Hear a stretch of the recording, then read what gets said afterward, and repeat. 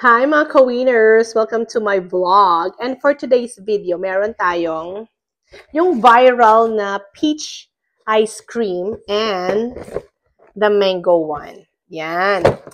Ito kasi laging sold out in TNT. You can only buy it at certain Asian store. But we are lucky enough to get a hold of the viral mango and the peach.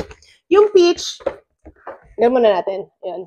I've tried it na in Vancouver. Maganda sarap siya. Pero yung mango, hindi pa. So, let's try.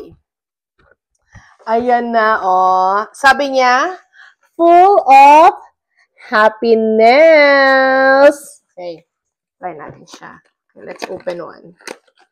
Kaka-happy. Ano ba to? Ano ba ito tanggalin? Okay, ayun. Okay. So, let's rip it na lang. Ayun. Okay. And then, ayun! Ayun siya! Flex natin.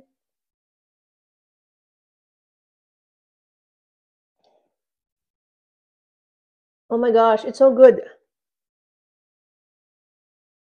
Manggang-mangga. Magano pa. One box is, I think it's $9. Parang $3 ang isa. Ang harap! Ang harap! Ang harap! Ang harap, promise. Ang sarap niya. Try nyo.